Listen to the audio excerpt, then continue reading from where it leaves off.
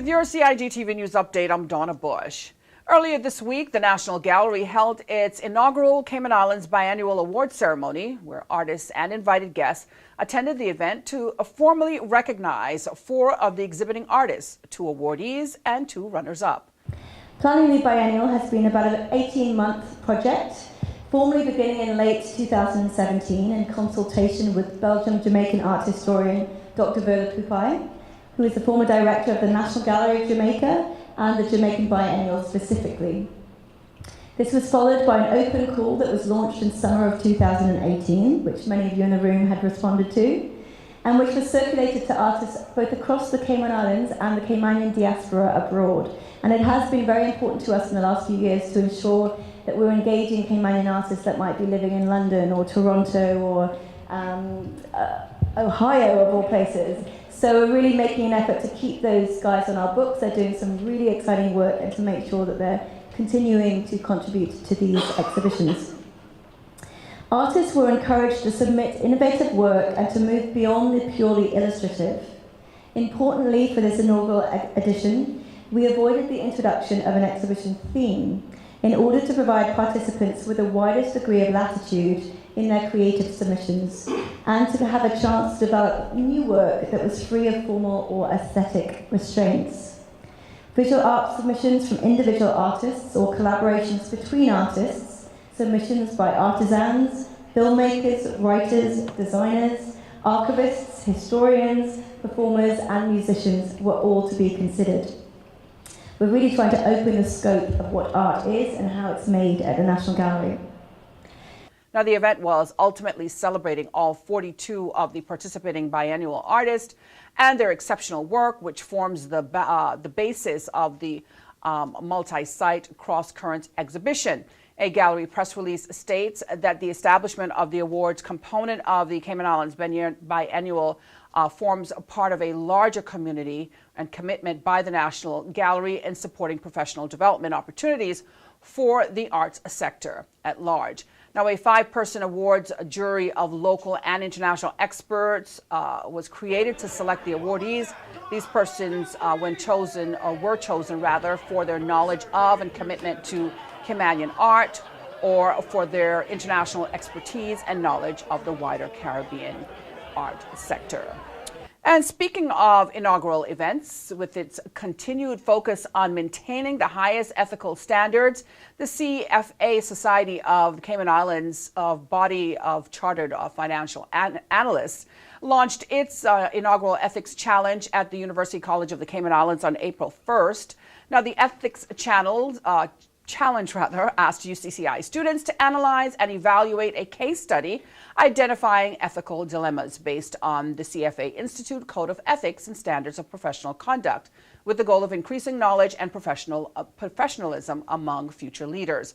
Now, sponsored by EY, the event saw a total of 7 teams, each with 3 members, battling it out to win the championship trophy, which was claimed by former student representatives, Council President Charles Lewinson Jr., Tiffany Colbert, and Aaliyah Knox. Now, the winning team also took home Beats EP on ear headphones, and all competitors received certificates for their participation.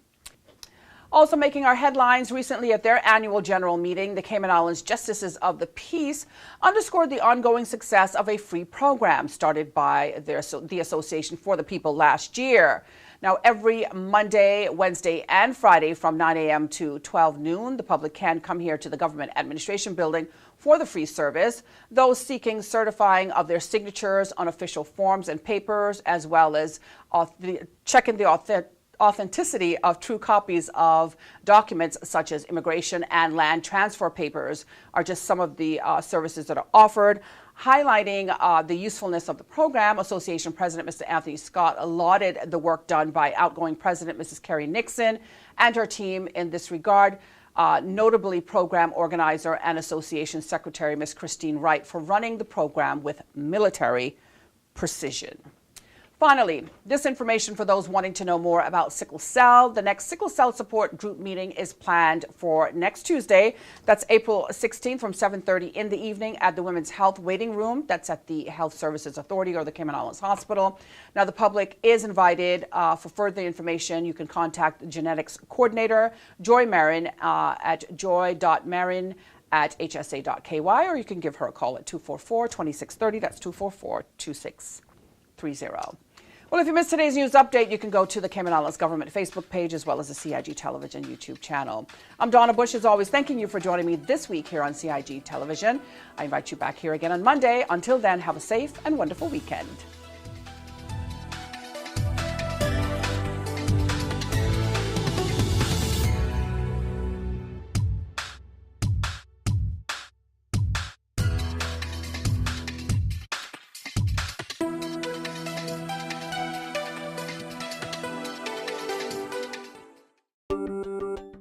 Did you know that a trellis structure requires planning permission?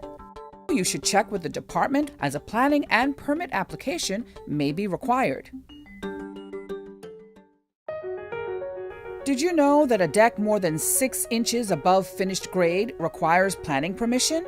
Did you know you should check with the department, as a planning and permit application may be required?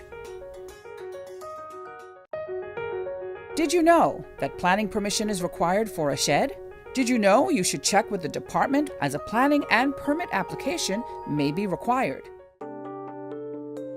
Did you know planning permission is required to clear land by mechanical means? You should check with the department, as a planning and permit application may be required. Here are 7 tips for fun and safe sea outings. Number 1, use a checklist to plan your outing. Check the weather forecast, make a float plan, and share it with someone who is remaining on land, stating where you're going, with whom, and when you're expected to return. Visit your nearest marine supply store to get your safety gear. This includes signaling mirrors, whistles, and a flare kit.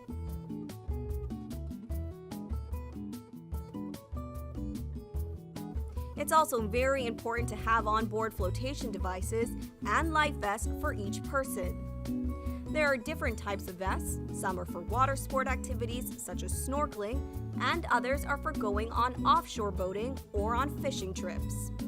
Number 2, these items can be lifesavers in case of an accident or bad weather. Number 3, use a motor kill switch, especially if you're boating alone. In case of a leak or breakdown, always stay with the boat until help arrives. If you capsize, an emergency beacon or locator device can send a distress signal to inform the authorities of your location. Larger flares will indicate distress to a boat, airplane, or search and rescue officials. Number 4, in addition to sunscreen, food, and beverages, it would be smart to have a cell phone. Make sure your marine radio works. Cayman boaters use Channel 16 to communicate.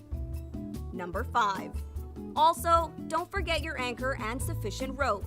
Number 6, boat operators should be familiar with the local waters and reefs, as well as the capabilities and functions of the vessels they are using.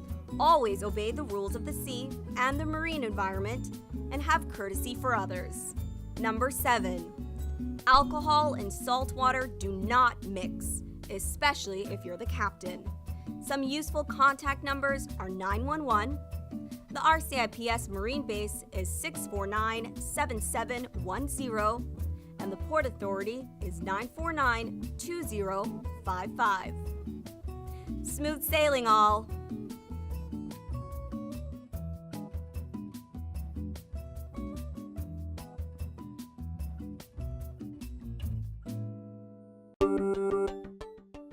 Did you know that planning permission is required for an addition, alteration, or any material change to your house? The 10% rule no longer exists. Did you know you should check with the department, as a planning and permit application may be required?